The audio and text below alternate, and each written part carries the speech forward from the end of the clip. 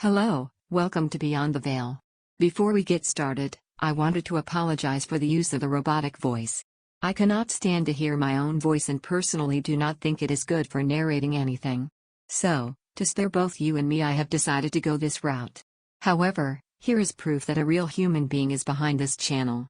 Yes, I may not be the one speaking, but I researched and wrote down every single word you will be hearing today. What comes next are 3 alien UFO cases that I found to be interesting but lesser known in the UFO community. I would like to share them with you today. The first case we will be looking at took place in Sanina, Italy on November 1st of 1954. As Mrs. Rosa Dainethley got up early to attend the local church service, she prepared herself by wearing her new dress and shoes. Not wanting to ruin her new shoes as she made her way to town, she decided she would walk the footpath that led through a field barefoot with her shoes and stockings at hand. On her other hand, she was carrying a handful of carnations she intended to place at the altar of Madonna Pellegrina. The trip down the footpath was not new for Mrs. Dainethley, she had walked through it many times before. On this day, however, as she arrived to a small clearing, she came across a strange-looking craft. The object resembled a diamond-shaped spindle, or 2 ice cream cones attached by their widest ends. The craft measured 7 feet high and 3 feet wide and had a brown metallic polished color. Attached to the craft was 3 landing gear legs, and an elliptical-shaped white-colored protrusion was located at the midsection of the craft. Mrs. Dainethley did not hear a sound emanating from the craft, but she could see the lower section of the craft had an opened hatch door revealing 2 seats. Amazed at what she was seeing, she was then startled to see 2 small beings emerging from behind the craft. To her, they looked like men but were about the size of small children at around 3 feet tall. They had normal-looking noses, but their upper lip was slightly curved at the center. After a while, the beings approached Mrs. Dainethley with what appeared to be a friendly demeanor. They wore one-piece overalls which were gray in color and extended down to their feet. They wore gray-colored capes as well, and their ears were concealed by 2 leather-looking discs which formed a type of helmet, and a small band was wrapped around their foreheads. She gave more detail by saying, they wore a sort of doublet, fastened, right up to the collar, with little buttons like shining stars. Their trousers were tightly fitting, like the long underpants that our men wear in the winter. She describes them as having small but proportionate bodies, but that they were very fine-looking, even though rather old. The small beings attempted to strike up a conversation with Mrs. Dainethley and, according to her, uttered an expression that sounded something like this: Lu, Lai, Loi, Lao, Loi, Lai, Lu. She would later remark about how they were speaking, saying that the way they talked away reminded her of Chinese. As the beings got closer to Mrs. Dainethley, they snatched one of her black stockings and the carnations out of her hand. They quickly returned a few of them, only keeping 5 for themselves. They seemed to be examining the biological makeup of the flowers while laughing and threw the few flowers they had into their craft. The beings reached inside the craft and took out 2 small white packages which looked circular in shape. By the time they turned back to Mrs. Dainethley, she had made a run for it. At about 300 feet she looked back and saw that they were gone along with the ship. When Mrs. Dainethley reflected on her encounter, she says they gesticulated, but with no trace of menace.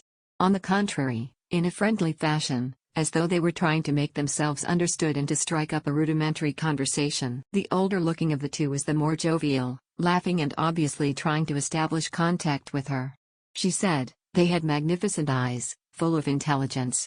She even describes them as having teeth like ours, broad, strong teeth, but short, as though they had been filed down, and somewhat protruding, like the teeth of rabbits.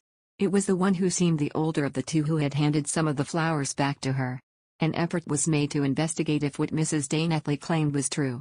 The carabinieri went to the site in question and found that there was a deep cavity recently made in the ground.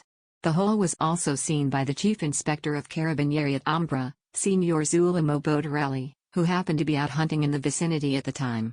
19 years later, valuable testimony was still gathered in relationship to this case thanks to the active support received from the Proto-UFO Study Group. They go on to say, a vast network of collateral eyewitness accounts is now available to provide quite particular validity for the Sanina phenomenon, and to cause it to acquire a value, as an eyewitness account, that is well nigh irrefutable. What I find funny about this case was the aliens' behavior with the witness. They seemed to be both curious about what she was carrying and teasing her with them. I wonder if they were going to give her that small package they took out of the craft.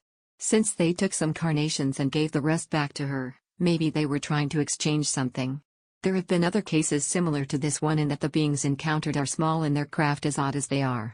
This next encounter is shorter than the first one, but what caught my attention was the sketches that were made by the witness of both the UFO and beings he encountered.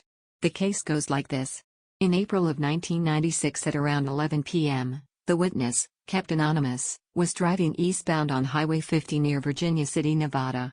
On his way towards Virginia City and Reno, he noticed 4 lights to his left and that those lights began to get bigger.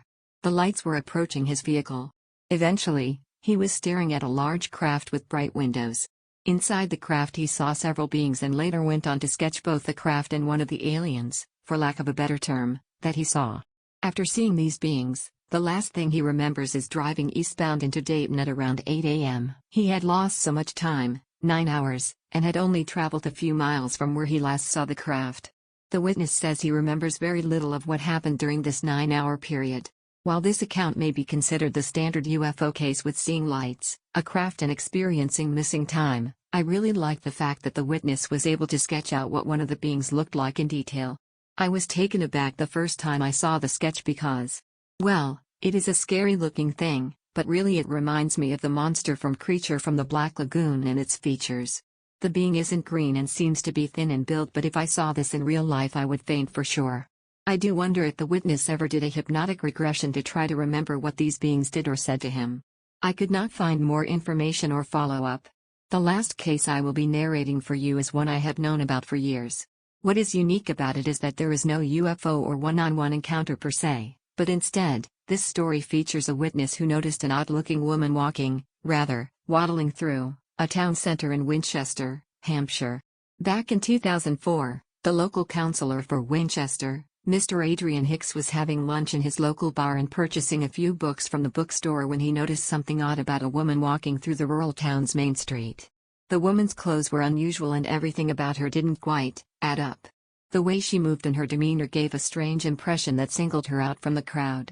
Mr. Hicks started to pay more attention to her as she walked through the crowd. It didn't take long for him to come to the realization that she wasn't human at all but an extraterrestrial. Mr. Hicks said, "It was staggering. I am not usually lost for words but was that day." Mr. Hicks says he watched the strange woman for 9 minutes and even walked ahead of her twice to get a better look.